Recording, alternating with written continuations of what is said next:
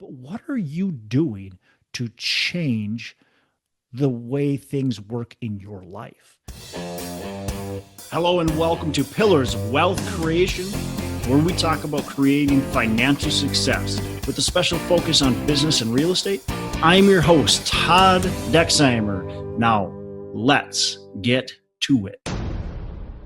Hello, and welcome back to the show. I'm your host, Todd Dexheimer, and another solo podcast episode. So I want to talk to you about something that I see and I hear a decent amount, and there's definitely some truth to this.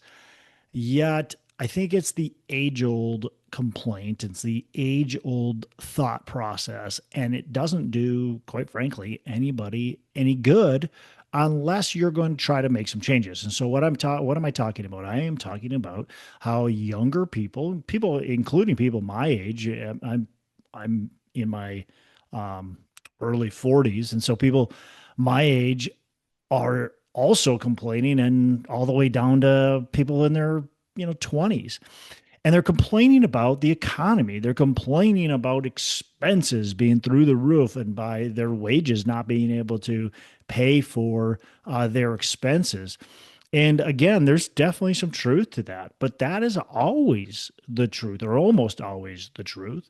I guarantee you, their parents, grandparents, great grandparents likely complained a lot about the same thing. The wages, man, my expenses. Geez, certainly. And I don't want to say today is easier than before, and I don't want to say it's not harder. Maybe it is. I'm established from where I'm at, and so certainly it doesn't affect me as much. But I look back at when I was trying to establish myself, and yeah, had to work hard. My wife and I worked hard. My wife and I saved. My wife and I didn't spend very much. Quite frankly, we still don't spend a lot. So when I think about it, it's like, yeah, house prices are really high, right? I get it. House prices went way up, and they went way up because the demand was there and interest rates were super cheap. And so everybody was buying houses. And then interest rates more than doubled. And what happens? Well, prices didn't go down. They're still going up, and depending on your market, maybe they're down a little bit, but prices have not really adjusted downward to make up for the new interest rates. And those interest rates are sticky, and they're probably going to stay for a long time. And quite frankly, if you look at history, they're just fine. But that doesn't matter because they used to be 3%, and that's what drove prices up. uh, Obviously, lesson learned, free money creates a bubble, and it created this issue with affordability. Now that rates aren't free, now that money is not free, now we've got an affordability issue with housing. So, yeah, I get it. Like, that's probably the worst thing that's affecting young people that don't have a house. And if they want to go buy a house, it's like, holy crap, look at how expensive it is. And that's a bummer. And that I don't know exactly how to fix that problem. Certainly if house prices crash, would that fix the problem? Yeah, but that creates more problems. Like if interest rates go way down, does that fix the problem? Yeah, but that creates more problems, right? There's all kinds of things that you can do, but that only creates more problems. And so what's the problem-free solution? I don't know that there is any problem-free solution. We're always going to have a problem once we fix the current issue of affordability, right? So there's always going to be a cause and effect to fixing that, and I feel bad for people that don't have a house and they want to go buy a house. If I was, thinking back, if I was 25 and I wanted to go buy a house right now, and man, that would be tough. Like I don't want a $4,000 house payment, or even a $2,000 house payment, quite frankly. Like at that age, I don't want that. So people are stuck renting instead of buying. But beyond that, yeah, I get it. We got high grocery prices. We got high, everything prices. But wages have gone up too. Look, 10 years ago, 50 grand was a pretty good wage. Today, 50 grand, that's, unless you've got working household, like two people, like 50 grand is, it's pretty tight. You're not going to get ahead really quickly. But I think here's the biggest issue with what I hear over and over is somebody made this comment the other day, and this is the mindset, and this is what drives me nuts, and this is again, this has always kind of been the mindset, and this person says, well, if I can't, people tell me I should cut out the $8 Starbucks, and that's going to make the difference. He's like, that's not going to make the difference, right? It's all about the costs, and we're being robbed, and the baby boomer generation, and blah blah blah. Blame it on everybody else. Blame it on all the circumstances that are available to blame it on. Okay, go ahead. Blame it on all of that stuff. But what are you doing to change the way things work in your life? And so, yeah, does the $8 Starbucks, does that really make a big difference? Well, actually it does, right? $8 Starbucks, that's $3,000 a year. If I took $3,000 a year and I invested that in the S&P, and I did that every single year for the next foreseeable future, like that starts to add up. Look, $3,000, 3 grand. Let's just do 3 grand. Let's just say you're going to cut out your Starbucks, right? That's it. Nothing else. Because by the way, you probably have a Netflix subscription. You maybe have a Disney Plus or an Amazon Prime. You probably have a cell phone that you could subscription that you could probably cut way down. You don't need what you've got. Just get the basic. You maybe use Uber Eats a little too often, like once ever is too often. Why are you using Uber Eats? Why ever do you use Uber Eats? Right? You probably are not going to the grocery store and cooking your own food at home every single day. You go out on the weekends, you go out maybe midweek, you go grab some beers with coworkers or whatever you do, and you go have some fun. And I'm not telling you shouldn't have fun, but there's other ways to have fun, right? Especially if you're trying to figure out how to save for that house. You're trying to figure out how to make ends meet, and you got $500 in your checking account, which, by the way, the average American right now has under $1,000 in savings. That's ridiculous. And it's because of these little things. We've got all these little subscriptions. How many subscriptions do you have? And I'm not just talking to the people right now that are struggling to make it by. I'm talking to anybody. If you're making 500K a year, like how many subscriptions do you have that you actually truly need? How many can you get rid of? And so let's think about this. 3K a year, just cutting out Starbucks. Keep your Netflix garbage, keep your Amazon Prime that you don't need. Keep your Costco membership that you're actually losing money on, but you think you're somehow making money because you go to Costco once in a while and you buy the big bulk crap that ends up going bad because you don't eat it because you go out too often. Keep all that crap and just cut out the Starbucks, and you're 3 grand a month. And in a 5-year period of time, if you just continue to invest that money, guess what? You've got $25,000. In a 10-year time, you've got $60,000, nearly $60,000 in over 30 years. You've got $625,000. That's insane. Now, why are you buying Starbucks? That's all. It's only $8 for some coffee. Like, well, look, you probably got in that habit because your parents bought it for you when you were younger. I see so many kids that are like, they're buying their Starbucks, like their parents are buying them Starbucks all the time. Like, what are you doing? You're just creating bad habits for your kids.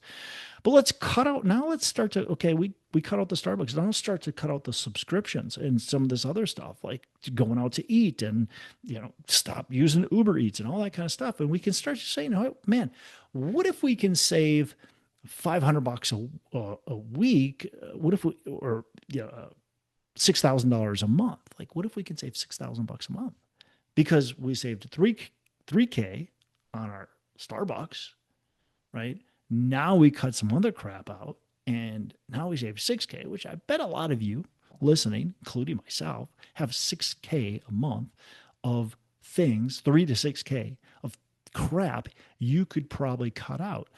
And your life would not be worse, by the way. It might be better if you don't have the Netflix and the Disney Plus and the Amazon Prime. Like it might be better, probably will be better. You might find yourself going outside more often and doing more things and learning more.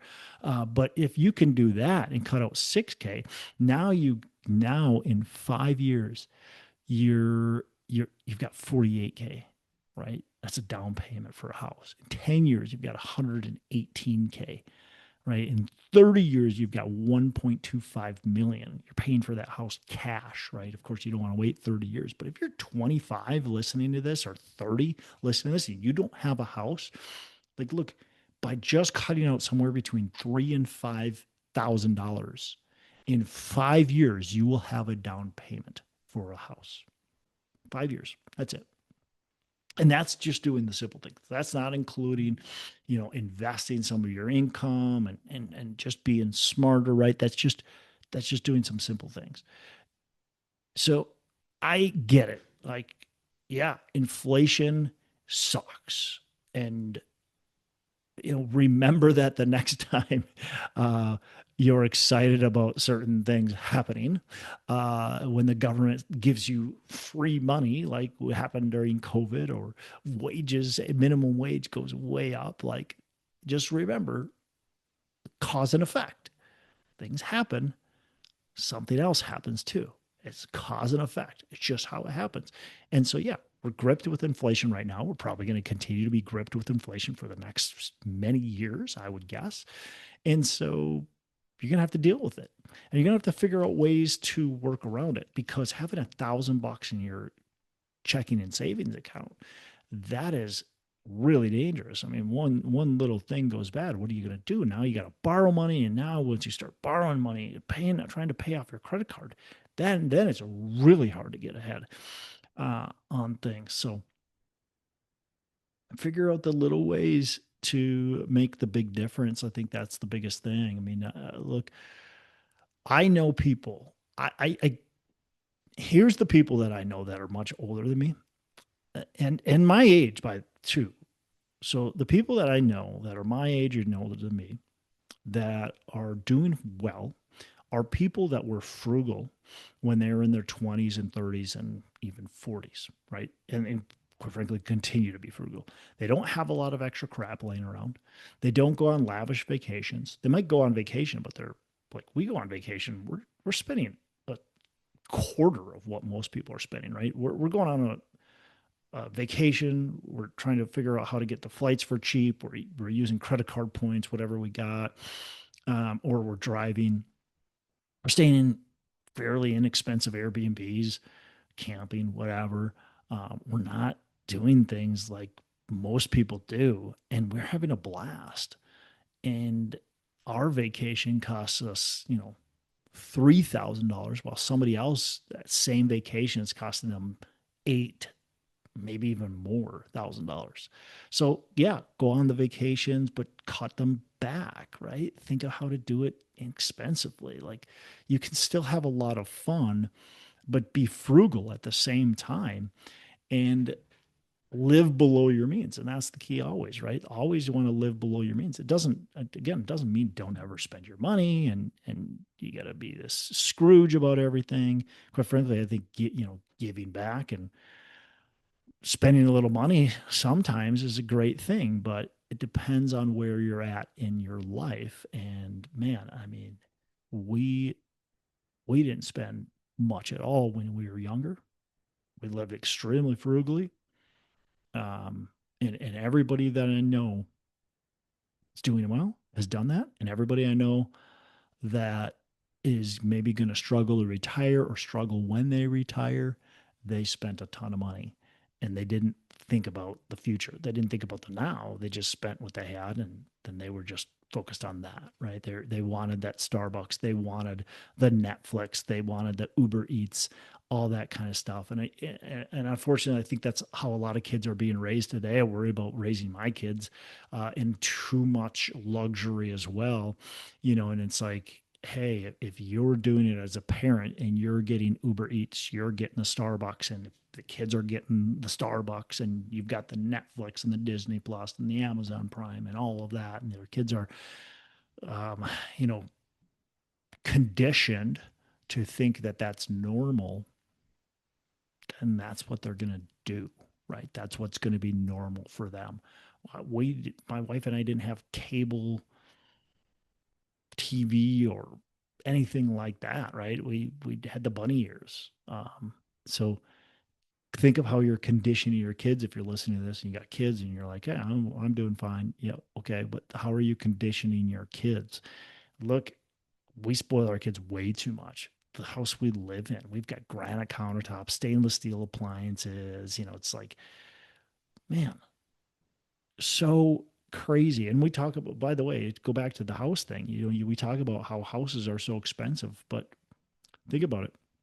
The average home size has doubled, more than doubled over the last like 40, 50 years. The old houses had single pane windows. Now we got double pane. The old houses had old, inefficient furnaces. By the way, that lasted forever.